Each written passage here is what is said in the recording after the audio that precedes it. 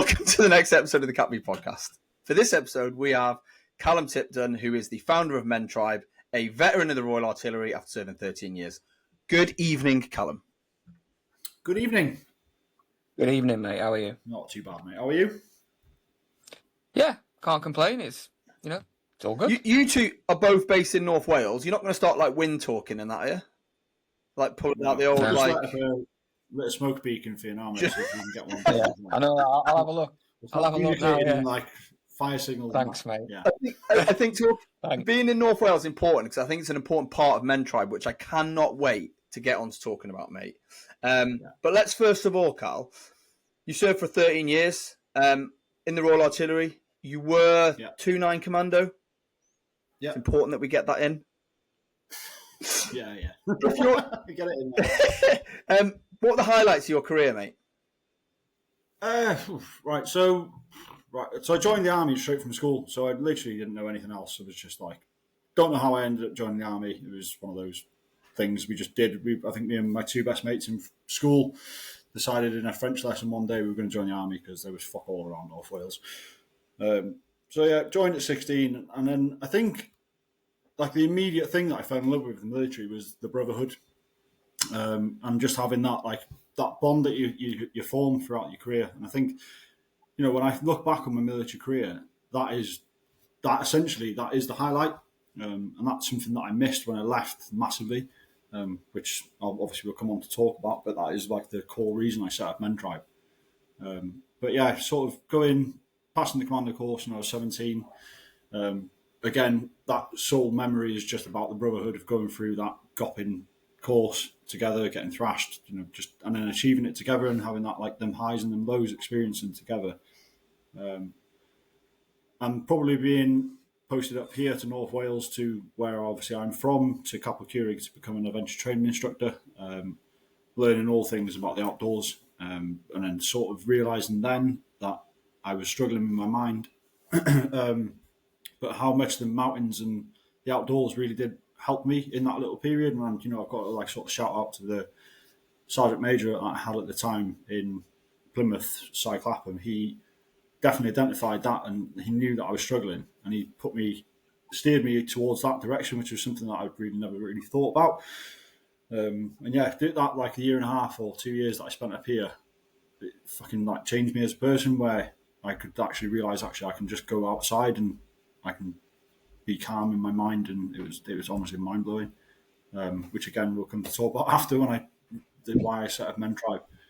But yeah, I think the highlight of my career genuinely was just the lads, and I think that's a common theme. Listening back through the podcasts, a lot of veterans do struggle with that when they leave. That camaraderie, that brotherhood, and just having people around you that you've just been through shit with, that you can just spin bits and laugh and beast each other about, and say things and not get in trouble. We talk about this.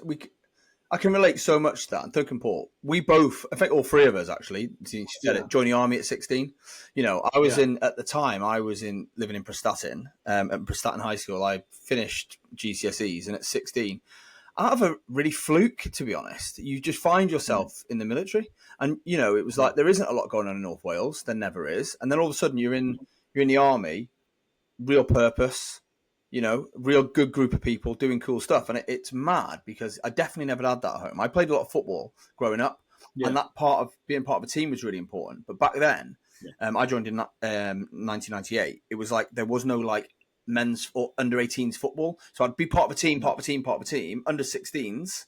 Then it's like, now you're under 18. There's no under 18, so it's straight into adult football. And for me, being a 16-year-old who weighed about 3 stone wet, it was like, I'm not a part of this team. It's weird, mate. And I think one of the other things you say about North Wales, which is mad, is, and it's probably just me, Paul and I we grew up in Prestatyn, in that kind of area in North Wales, but didn't spend much time on the hills. It's like you take it for granted. Same as the beach, mate. You take all of it for granted because you live there. You're like, buckers. Do you know what I mean? But growing up as an adult, going back there, it's an incredible place. This is genuinely. I don't want to go and ruin what I'm going to say after or the next questions, but that was a massive thing for me back home. Obviously, I was posted to Capel 2014.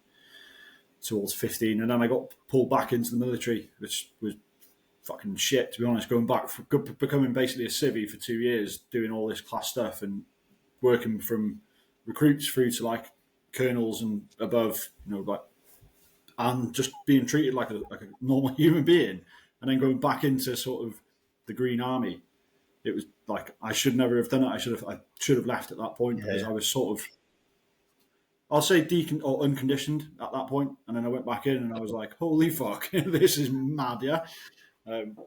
But like when I'd come home on leave, and then after that point, I'd be like, let's go in the mountains, and all my civvy mates would be like, fucking lunatic, mate. They're big, aren't they? They're hard. That's hard work, that. Why would you want to go up there? I was like, come on, somebody come with me, and they were like, nah. But then obviously COVID happened, and then people just started realising the mountains were here properly. Yeah.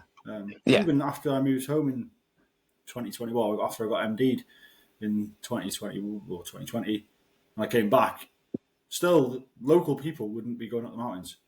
I think I knew one or two that had sort of found it and was like, yeah, this is great, but still, like my family have never been up to the top of a Wither or Snowdon.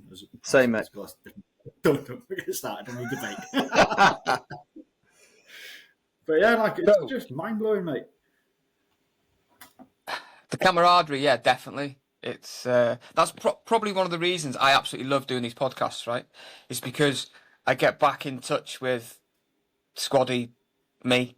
Yeah, I can't. I'm about to say let my hair down. I've got fucking no hair, but like in work, I have to be quite corporate, quite professional, and I can't call someone a see you next Tuesday. Yeah. Give them a forward assist to the throat when they needed it. Yeah. So that's why I love this, and it just feels like we always have that common bond, right? Yeah. Regardless of who we served, where we served, we always have that common bond. We've been through similar experiences, and that's why I love this podcast and the camaraderie. You're spot on, mate. You're spot on. So while we've got you on here, it'd be rude not to ask, sort of, what is Mentribe?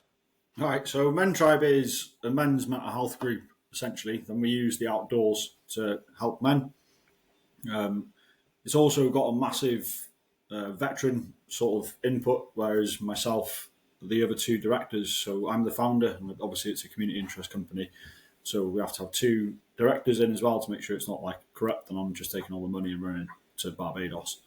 They're both veterans, one's ex-engineers and one's ex-special forces sort of background. Can't say too much, right? No, he's quite open about it, to be honest. But, and it's, I'll come on to why we formed it in a bit, but basically we just get a bunch of lads together once a month. We go for a walk up the mountain, and it's no holds barred. It's anyone that's struggling, open up, talk about it. And it's sort of that peer support of, yeah, I can see where you're struggling. I've had a similar thing, and it's just a safe space. And that word gets fucking beasted a lot in the military, but it's needed, and it's somewhere blokes can come and just open up and say, "I'm fucking struggling. I've got this going on at home," or it's just a space where they want to come and just be with lads and just have a bit of lads banter. But is it obviously that benefits mental health and stuff, because I think that space has been totally removed from men. Is it solely for veterans, mate, or is it open to anyone? No, it's open to all men, yeah. So when we talked about it initially, I was going to open it up just to veterans, and when I'd left the military, I redid my ML as a civvy because the military qualifications didn't run over because politics. But I redid the ML, and then I went and started doing a bit of freelance work, taking people up mountains and getting my own private bookings.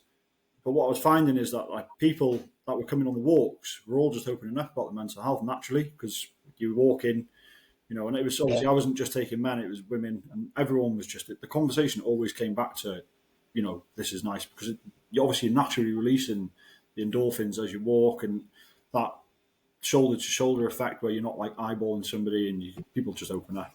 So I started running a thing called wellness walks, and they were open to everybody. But what I found, I did them for about 9 to 12 months. Once a month, we just go for a low-level walk.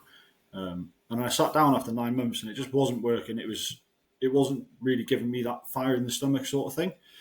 And I went through the stats of the attendance that we had, and I think it was 95% women were coming on the walks. and the 5% male, I guarantee they were just dragged along by their partners. So I sat down with the lads and I just said, what do we do? Because men clearly are struggling, but they're not coming. Maybe it's a factor of like, if we bring in a male-only space, it might work. So we did it, and obviously then I said, right, we'll try and get veterans involved as well, because the veterans have got so much to offer in our community, and there's nothing really here in North Wales. And there are obviously things, but I obviously went through the mill of my own mental health and went through breakdowns multiple times, and I just found there was nothing really that was working. So we're bringing veterans in and they're sort of stepping into leadership roles within the group and using their experience to help civvy men. And likewise, it's a good way to network, and that's how we found blending it is working quite well, because the squaddies that are coming in and maybe struggling in like getting a job or something, and they'll speak to these lads who've got their own successful businesses, they will get work, or likewise the other way around. It's just a really good mix. Man, I think it's inspiring, if I'm going to be honest. And I'll give you an example. When I left in 2021, and we settled in North Wales. We settled in Colne Bay. Moved up there, sold up down. We had a house in Hereford. Moved up to North Wales, bought a house, nice house near the beach. It's all perfect, mate. Yeah. Couldn't bear it, mate. I couldn't bear it because I found it really hard to make friends, and it's weird even saying it. Even to say like make friends sounds weird. But I was like a 42-year-old man. I'd always played football, and one of the things that helped me was there was a football club called the North Wales Dragons, who were nothing to do with the military, and they were just a community football side. So it was total random people who had literally the last picked in football forever to lads who played semi-pro, and we would turn up and play once a week, like 7-a-side. And then it was like they play a game every couple of months to raise money for all different charities. And that felt like it gave me a purpose, but not enough.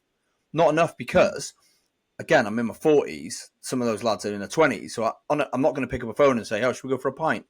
Do you know what I mean? So it was all a bit... It was a bit... Just end badly because they just out drinking. Yeah. That's it. That's what I found exactly the same, mate. And yeah. And then when we moved to Gloucestershire, that's where I live now, it was weird because it was a similar thing, but my daughter started school as well as my son, so they were both in the primary school, and all the dads would take their kids to school, and we live in a little village, and then we had a birthday party for my daughter, literally about 7 or 8 families invited, and they came into like my office bit here, and saw some of my running medals, like just Buckshee, like 10Ks or like London Marathon. And one of the lads was like, oh, I do a lot of running. And someone else said it. Buckshee London Marathon. Yeah, it was years ago, mate. A lot younger. But it was just a bucket London Marathon. I didn't mean it like that. You know what I mean? But they were like, what it showed was, and I'm the only veteran, fucking did. He fucking knew what he's doing there. We're talking about time. Yeah. I'll get all my medals. I'll go get them. No, I won't. And then basically none of them are veterans, mate, but they're all a similar age. They're all like in their 40s working. So I just said, why don't we meet up once a week to go running? And we'll just meet on a Thursday night and we'll go running, mate. And it was just 3 of us at first. Anyway, we called it Thursday Night Dad's Run Club. There's now 12 of us, mate. And honestly, we started in November. Weather was hideous. We've been going like nearly a year, and it's all blokes, mate. Because it's blokes and because they're all dads and they're all working, they hold each other accountable, mate. So it's happened every single Thursday since November. Most of our runs like 7, and we turn up, mate. And it's really slow. We chat the whole way around. Sometimes we're out for like an hour, 45 minutes, mate, and we talk utter shit. But it's like it absolutely is. Like I look forward to it all week, mate, because I can vent. I can get stuff off my chest, which I can't, talk to my wife about. It's mad, mate. It's a huge thing, I think. Sometimes it just seems trivial as a man just to whinge to your partner, your wife, and say like, "Oh, fucking hell, this is stressing me out," and they're like, "Oh, fucking really?" Like you can't, and you don't, and that's like men have this ego, don't they? And it's obviously all of us do it, where we'll sort of hide behind that mask because we're trying to be strong for our families, and you can't always open up to them. And it's having these spaces where you can go like yourself with the run clubs and stuff. It's so important, I think, and obviously the way of life now is changing. Pubs aren't the same anymore. Like there's no sort of male or what they call the men's working clubs. They've obviously been long gone. Even in the military, like the drinking culture's gone, which obviously is quite good for the mental health side of things, but also the social side of things, it's total shit. Yeah, but like that, I found like exactly the same. Moving back home, couldn't really settle here because it was like, for fuck's sake, all my mates have moved away. I'd sort of left home at 16. When I was coming home on leave in the army, everyone was buzzing to see me. But then when I moved home, it was sort of like, oh, well, that's a bit, he's home now. You know, that sort of like, woo, he's home, yeah. That just wasn't happening anymore. And then I was just like finding myself drinking a lot. And then obviously with work in North Wales, there's nothing here, is there? But yeah, it's just, it's a difficult place. And yeah. So what was it like, right? You made the decision. Did you decide to do a walk first, or did you say, let's set up, let's call it Mentribe and let's see? Or was it do you know what I mean? Was it a chicken and egg thing where you went, let's take loads of blokes out on a wellbeing walk, or let's do this and go into it? How did it all transpire?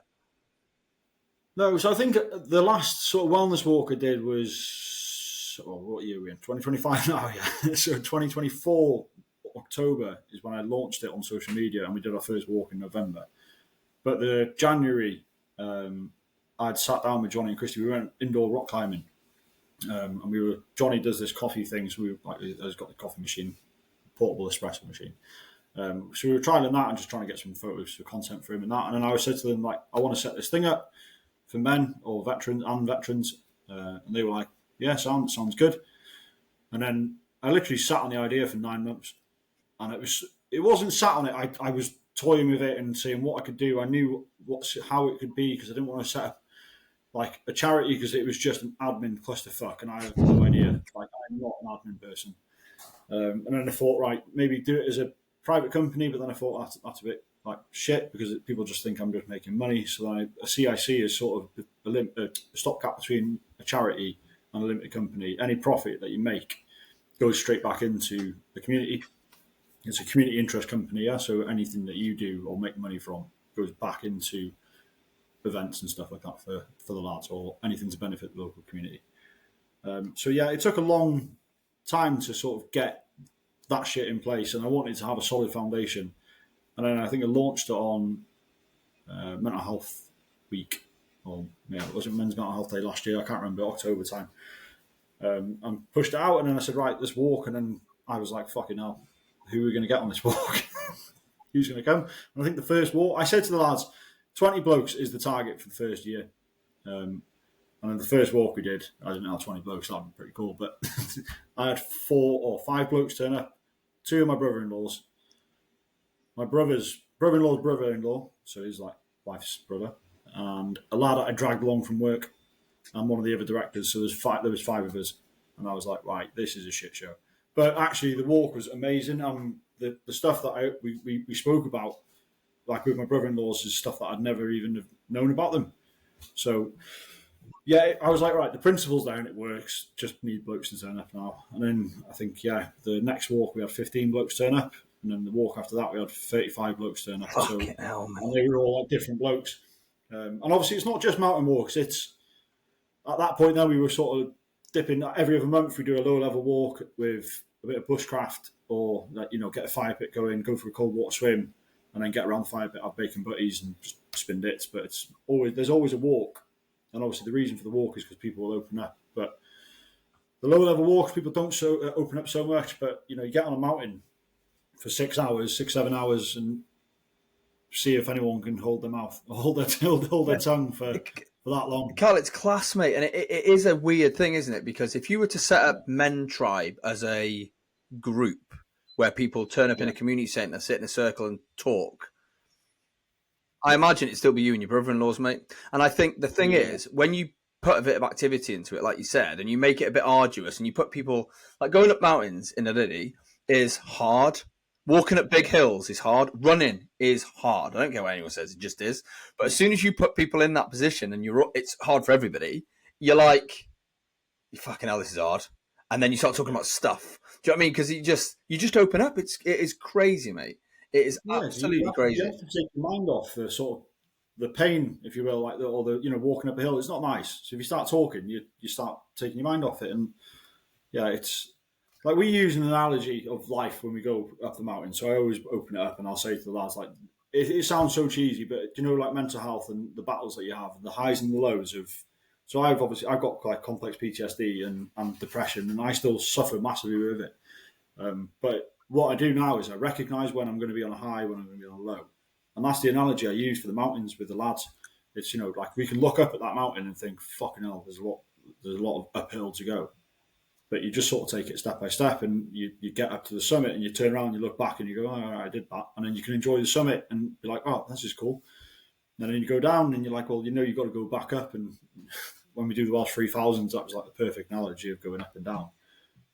Mate, I'm glad you mentioned the Welsh 3000s, mate. I'm glad you mentioned it, right? Because I was looking, like, scrolling through Mentribe. First of all, you've been going about a year. Yeah, so October last year is when we launched it on socials, and then on November. And you've gone straight, mate. Honestly, thousands of. It's not just Mentribe. It's not just Mentribe though.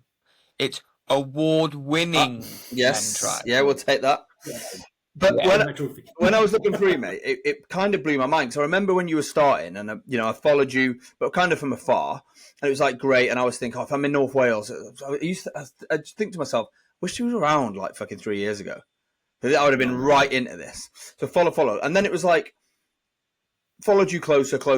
Obviously, we know a good friend of mine who I serve with is your brother-in-law. Second cousin, my brother's brother-in-law. Yes, yeah. I don't think we've said brother-in-law enough on this podcast. No, it's not a brother-in-law, brother-in-law, brother. Welcome to the brother-in-law podcast. We can edit most of them out. But then I saw the Welsh 3000s, and I was like, fucking hell. Now, I've never done the Welsh 3000s. Paul went and did a leg of the Welsh 3000s recently. I didn't really know what it was, if I'm going to be honest. I didn't know what the whole concept was. So I saw your post, and I started Googling, having a look at it, read a blog, and then followed, because it happened. You'd done it already. So I was then going through the posts you'd put going into it. Mate, you'd done like... Oh, Paul, you've joined twice. What's happening there, mate? Double Paul, what's going on? It kicked me for some reason. Well, you're still it's annoying that you came back. No, I'm only joking, mate. We can edit one of the Pauls out. Maybe the one on the... Oh, he's gone. Mate, what was mad, right? What I loved was it 20 of you that did it? Yeah. That's what blew my mind, mate. Yeah. Because you took... it's really fucking hard. For those who are listening, the Welsh 3000s is hitting the 15 peaks in Wales. They just also happen to be in Eryri that are over 3,000 feet. And it is around, I think, when you... including getting up and getting off the mountain range, because it starts from... point to the last point, it's about 50k. Yeah. And you got 20 people around it. And I think that, mate, is huge. It's massive, mate. Because that's not walking for mental health. That is one of the hardest challenges in the UK. And you get in 20 blokes for it. And I think that is phenomenal, mate. Yeah, it was one of them ones, mate, where we announced it in January. It was fucking mad, to be honest. We just thought, we'll do something to raise money, because we have to raise money, because we don't charge any men for these walks or events, and that's the whole point. We don't want money to be a barrier, kit to be a barrier. So we asked for kit donations from local companies, or anyone who's got old kit. They'll give it to us if they have it. Nobody has yet, but whatever. We get sponsors and stuff from local companies, and we purchase kit. But yeah, we don't want money from lads, because I don't want anyone to be like. It's a massive financial stress anyway, isn't it? Like life. And I don't want to say to them, I'm charging you 50 quid to take you up the mountain. It's just not cool. So yeah, we thought, right, we'll do something to raise money, and we'll do a challenge. And I was like, fuck it, we'll do the Welsh 3000s. I've done it a couple of times. But I did it a couple of times when I was 21 and 18.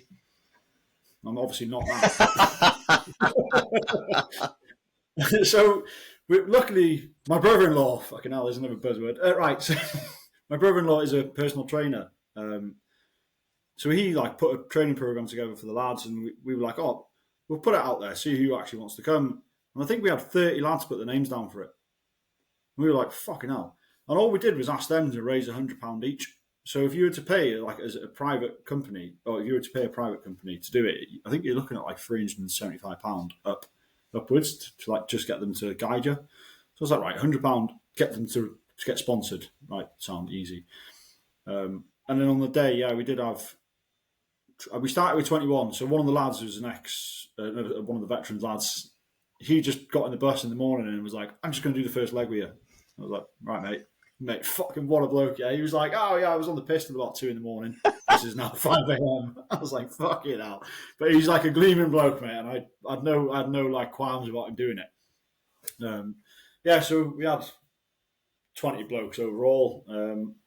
Obviously, myself as one of the mountain leaders, and I had another mountain leader who does a lot of stuff in North Wales with recovery. He runs like a recovery centre and stuff. He's a great bloke. But we did have two dropouts. He was one of them. So I was like up shit's creek without a paddle by the time we got to the 8th mountain, because I was now like trying to guide a group of 18. Yeah.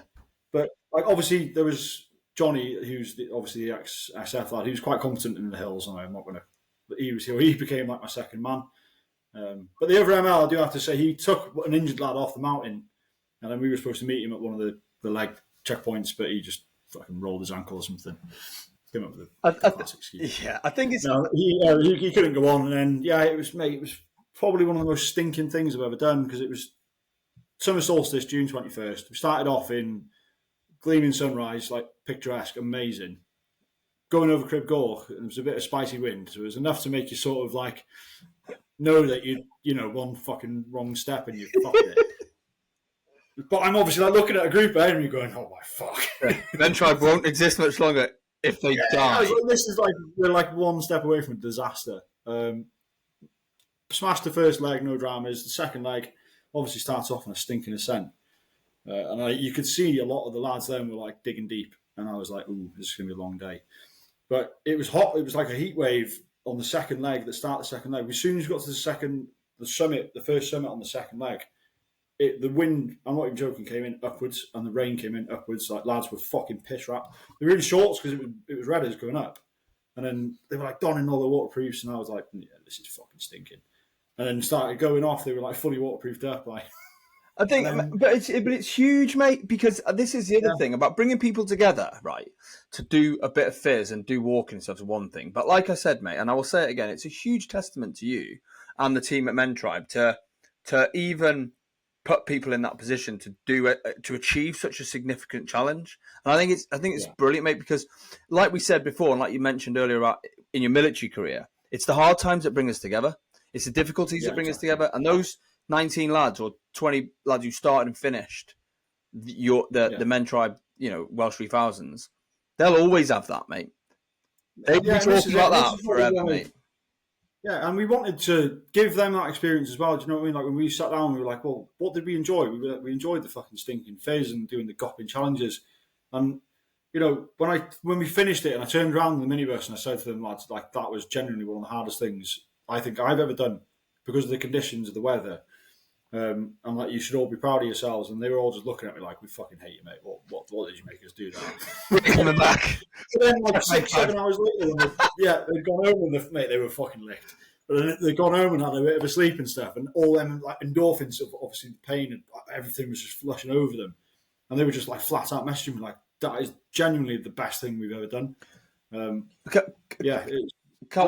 they're all bonded, like you said, and we've given them that military experience of brotherhood bonding through punishment. But like it's so fucking good, mate. And it's like, that's what I wanted, and that's what I missed from the military. I think it's brilliant, mate. One of the other things I really liked was you've done some videos where what does Mentribe mean to you, and some of the things that the lads are saying, mate. You can see the difference you're making, mate, and that. Do you know what I mean? The difference you've made already to those people, and you've been going less than a year. Who knows what you can achieve in an area which is, it is difficult for employment. It's difficult for, money. It's difficult for all these kind of things. And you're making a huge difference, Cal. And I will continue to say it throughout this whole podcast. You should be massively proud of what you and the lads are achieving, mate, because it is fucking ace, mate. It really, really is. Yeah, well, mate, like, it was obviously born out of frustration, mate, like, because I got MD'd. I could only describe what my military career came to an abrupt end in what I can only describe as a mental breakdown, where I'd sort of known I'd had mental health issues for years and years after Afghan. Oh, no, with my internet. You got me? Hello? Yeah, we've got you. Sorry, mate. You came up saying you listened. Obviously, I realised after Afghan I had quite a bit of troubles and stuff in my head, and I just didn't address it. And then it just all came to a head in like 2018, 19. I ended up getting MD'd, and I never envisioned being MD'd from the military. I'd always wanted to be like a 24-year career man. So moving back home, I was like trying to get support. It was fucking mid-COVID as well, so that didn't help. Like there was no I wasn't getting treatment from the military because of COVID, and then when I moved home, I was on like a 6-month waiting list, and I was like, this is fucking bullshit. And there was no sort of charities and stuff around. Like in Plymouth, where I was based, there was loads of stuff. There was like Rock to Recovery. They were fucking gleaming. Yeah. But then when I moved home, I think there was like maybe a coffee morning with a bunch of old boys, and like fair play to all them. Maybe that's what they like doing. But I just went and sat in there, and it was like, what rank were you? And I was like, oh, mate, fuck off. I just want to fucking... It's mad, maybe that's okay for them. And that's like, I'm not like that age group, and maybe that's fine. But I was like, this is bollocks. And then I was speaking to a lot of the younger veterans and stuff, and they were like, yeah, we don't like it. We don't like going and sitting at a pub and getting steaming, obviously with all the boys. But so I thought, right, we'll do something different. We'll get them outdoors and get them active and get them feeling that brotherhood again. How many people have you got as part of Mentribe now? How many people are like signed up?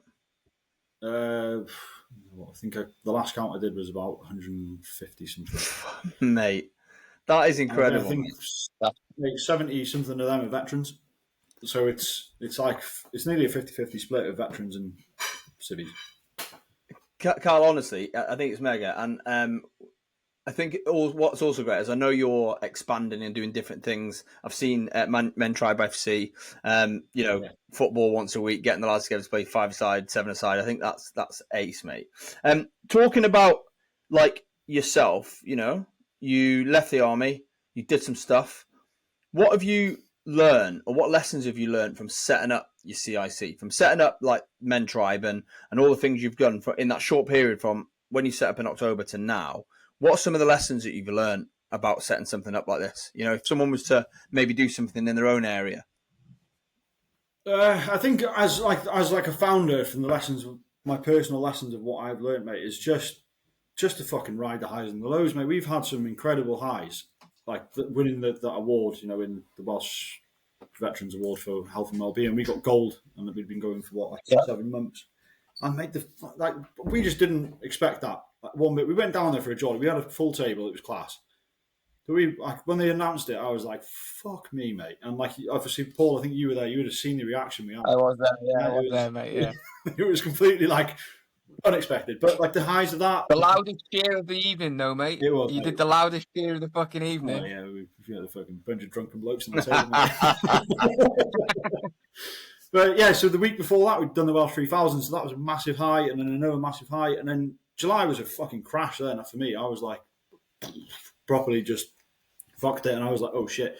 But I think just to enjoy the moments, like, really, like when you know that something's gone well, it's like just enjoy it and just embrace what you're doing, and just like just be reflective, I think, because you can always look forward of what you're doing and be like, oh yeah, I need to go and do this and this and this. But sometimes it's nice just to have that reflective period and go, look what you've done, or look, enjoy the moment and be present, which is obviously pertinent to mental health as well, because we're shit at doing it. We just don't ever enjoy the moment anymore. Mate, I love that, mate. I think, I don't know, mate. I think I think just enjoy the experience, because it's never going to go to plan, and just fucking roll with it. So, Cal, what's next for Mentribe? So obviously, like you mentioned, that I didn't really mention, we do the football once a week. We've set up a sort of charity football team, or if you will, charity football team, where we will play against other men, because we always had that as an avenue we wanted to go down, but it was going to be like a 5-year time thing. But obviously, our timeline has sort of accelerated massively over the last 9 months, because everything's just gone boom. So yeah, we launched the football team, entered the tournament, won the tournament, no biggie. But yeah, it was good. But yeah, we set up a 6-a-side thing once a week now as well, where we're getting blokes together. And again, we threw it out to the world and thought nobody's going to turn up. And now we're getting 18 blokes every week to come to a 6-a-side, which doesn't really work, but we make it work, and that's just how it rolls, yeah. So we've got that. We've partnered with a boxing gym as well. So there's going to be boxing sessions, obviously no head contact, but just getting blokes out doing some stinking fizz once a week. And then we're launching weekly walks. So not just monthly now, we're going to be launching hubs across North Wales in sort of every town.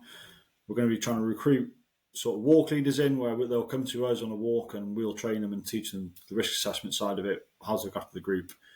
You know, and their walks won't be expected to be like mountain days. It's going to be just walking through your high street, getting some feet back on the ground in the high street, or even like a local natural area that's obviously nice to walk around flat. So that's going to be weekly, and that's going to be an absolute admin case for me, which I'm sort of delaying rolling it out because I know that the admin that comes with it's going to be a clusterfuck. But I've gone down to 4-day weeks now. 4-day weeks in work because Mentribe is like taking that much of my personal time. I'm coming home from work at 5 o'clock and then doing the kids coaching or whatever that I'm doing, the football, and then getting in at like 8, and then I'm on my laptop then until midnight and going back to work. And it was just too much, and I don't want to burn myself out. So I thought, fuck it, I'll just sacrifice a bit of my salary and I can do something that I'm passionate about. So hopefully that the 1 day a week now is going to accelerate us even more into where we want to go. I'm trying to think what else I've ever missed there now. So, mate, yeah, even that though, even More Shabbat coming up, haven't you? say again. Did I see you got more? You going up more Shabbat? Yeah, so we've got soon. an event coming up at the end of the month. That'll be Mull Shabbat. That's like the monthly event we do. Every month we'll do Mountain Day on the last Sunday of the month. That's the one. So it's probably pertinent to this podcast. So we're now launching veteran-only events once a month as well. And that'll probably be mid-month. This Saturday coming, so that by the time you release this, it'll probably be been. We've got a TP, so we've managed to get a TP with some of the donations that have been given to us. The 15-man TP. We've got land in the back of Snowdon, like a big flat area with a lake, and we're going to pitch the TP up there. It sleeps 15 blokes, so any veterans that are struggling financially don't have to go out and buy a tent. They can come in there, we can get a fire pit going, we'll provide all the scram for them for the evening meal, and then we're just going to get in the lake, do some cold water shit, get a fucking couple of pheasants, teach them how to skin and cook pheasants, do some bushcraft, and just get the lads together again, and in a natural environment, and show them like you don't need to just meet in the pub and get fucked. I honestly, that'll be a monthly thing. We've also been given a woodland to use, so we'll be setting up a woodland area as well. We've got a big parachute, so underneath the parachute, get the lads together once a month, and then we're getting lads veterans that are struggling, to get them involved in that woodland, and they're now getting hands-on experience with their hands, like doing some bits in the woodland, getting it all renovated. And we're sort of reaching out a bit into a corporate side where we're like asking companies, do you want to do a partnership with us or a sponsorship, and in return we'll offer your staff like wellbeing packages rather than going to them and giving them the mandatory dog shit, mental health, look after your mucker brief on a PowerPoint.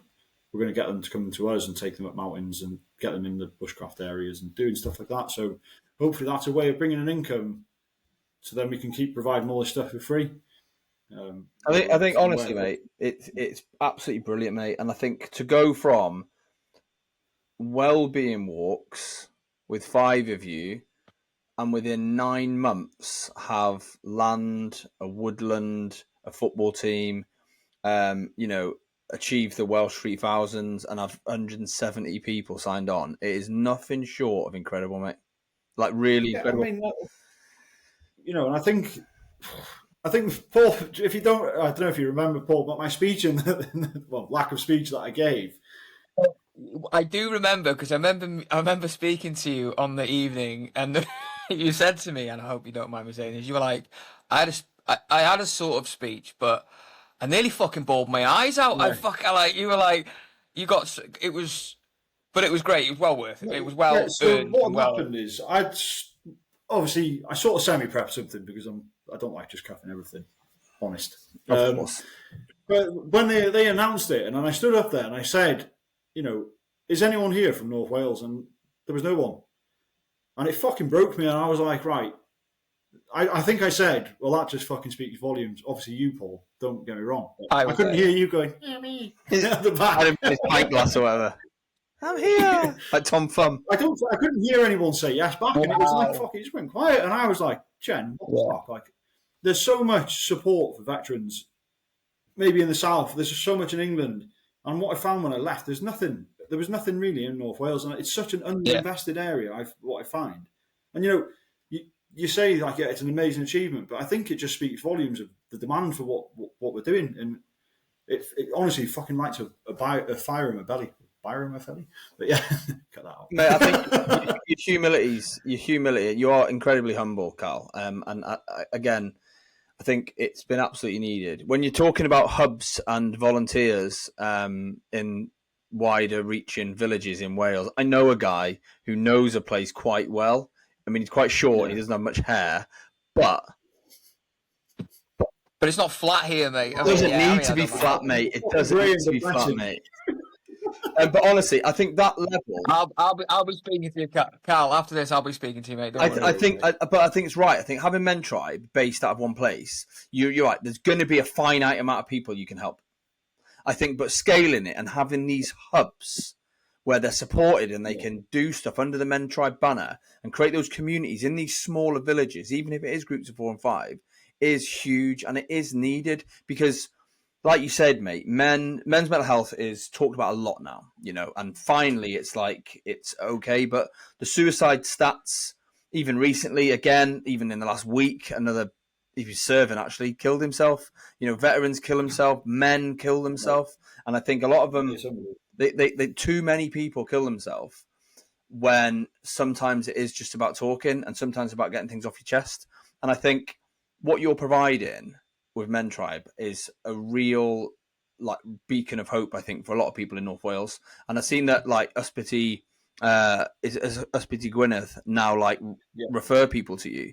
And I think that's social prescribing where the NHS know they can't provide all of the support needed, but they can recommend credible organisations that will support people. And for you, again, in your short period of time, to be even an option, mate, it's ace, mate. And honestly, it's amazing, mate. Like we're getting swamped though, and this is something that I was struggling with in July. I was like, but obviously we had a boom, and then it was like, fuck me. I was like getting phone calls every 10 minutes. I was sat at my desk and work, and I was like, I've got to go and take the phone call because I don't know what's going to be on the other end of that call, and I'm not like a psychiatrist or anything like that. I'm just somebody who's been through some shit, like a lot of shit mentally, and I sort of frustrated with the way I was treated, so I was like, right, I'm going to change it. But I never in a million years dreamed of this. And yes, it was something that I set up, but I am humble about it because it's not all just me. When we do the walks and stuff, it's open to everybody, and it's a community, and that's what we're building. It's a tribe, and as cliche as that sounds, it's called Mentribe, but it isn't. Anyone that can come, anyone that turns up to the walk can come up with an idea. And I'll be like, oh yeah, that's pretty good. And we'll always consider it. We won't just be like, oh, fuck off, Lofty, you're not fucking getting a say in here. It's not a dictatorship, and it's not something I come up with solely. Yes, I do come up with a lot of ideas because my brain works like that, where like today I've had so many fucking batshit ideas. Like, yeah, this is class. But it's something that I've set up selfishly because to help my own mind. It keeps me occupied and it keeps me focused and it gives me a purpose. And again, you go back to what you said earlier. We lose that lack of purpose when you leave the military. I've had it since I was 16 years old. And when I left, I had no purpose, no direction, and nothing really to be passionate about. So I was like, right, and this has given me that back. And, that's why I am humble about it, because I'm, in my way, I'm being selfish, because I'm like, this is something I'm doing for my own sanity, but it's also helping other people. And you get that oxytocin release of helping others, and it's unbelievable. It's like a drug. It's leadership, mate. It's leadership, and it's inspiring. And honestly, it's just a brilliant thing, mate. I think it really is a brilliant thing. It's great to see your growth. It's great to see the numbers. It's great to see just what you're doing, and even the fact that it's come to a point where you're reducing your actual job, because a lot of the things, it's as you say, people don't appreciate that a lot of these things are voluntary. A lot of these things are people giving up their actual time, and it's not just the time to go walking. It's the time, like you said, it's the admin. When we're in the military, it's all admin instructions and risk assessments, because that's but they're required because it's people. And like you said, Ariri, Cribgoch, around those areas, it's a dangerous place. Do you know what I mean? So the admin burden that you're taking on and doing, it is in your own time. So the fact that you're doing it, and it's too easy to say no, mate. It's too easy to go, fucking too much like hard work, that. Yeah. Hopefully someone else will do it. And I think, like you said, you procrastinated about it a bit. Similar to us in this podcast, mate. We gobbed off about it for fucking 3 years. 4 weeks. Well, I wouldn't say it was procrastinating. I think it was planning more than anything. It's something that I knew I wanted to do. And I had the idea in 2016 to leave and set up, I was going to call it mindful mountaineering as a private mountain leader thing. And I knew that I wanted to do, and I wanted to leave the military at that point. And I knew I should have, because for my own mind and sanity, but I was just being a bit of a chicken shit, and I never did. And then it just came to a fucking head and eventually. But it's something that I've always knew I needed to do. And it's a bit of a life calling where it's like, well, this is my purpose now, and helping people is what I want to do. And that's what I joined the military for, and that's what I'm still doing now. Mate, I love it. The final thing I'm going to say, mate, because we are running out of time, and as I say, it's very late and you have had a very busy day, is how do people become a part of Mentribe? It's quite simple. You can either just follow us on social media, drop me a message, and I'll get you into a WhatsApp group. So it's literally that unofficial. Book onto one of the events. Again, I'll follow it up with an email, which I should probably set up an automated email, but I just don't. I just email everyone individually, send them a link to a WhatsApp, and then they come. Just turn up to one of the events. Make sure you book on, because I need to know who's coming so we can buy the right amount of scram or food. And then, it's literally like that. Or you can get, if you go into a GP surgery and you say, I'm struggling, they might refer you to us. If you go into a veterans service in North Wales, they might refer you to us. Because a lot of people just, we're struggling, we're lonely. And male loneliness is another thing we haven't really discussed, but it's a massive on the rise. We're living in a world now where we're just looking at screens all day long. And I've done a video on that as well, but I won't go down that rabbit hole. I liked it, mate. But yeah, just turn up. Or if you're more interested in the football side of things, or you want to start doing a bit of fizz and come to boxing, come along to them. But just reach out to us, mate, and drop us a message, and then I'll get back to you. But and that's on what platforms you on? Instagram and Facebook, and sometimes LinkedIn if I can be asked going on there. Callum, it has been an absolute pleasure, mate. And I can hand on heart tell you that watching what you'd achieved with the 3000s has inspired me. I'm going to do the Welsh 3000s in October. It was something I didn't really understand. I watched the planning you put into it. I watched your guys do it, and it's a bucket list thing. So it's getting done, mate. And you are the people even who aren't around North Wales, mate. You are making a difference, mate. You really are, and I think it's class, mate. And the more people who are doing these things in their areas, taking that leadership, taking your experience, and creating stuff that's making a difference is ace, mate.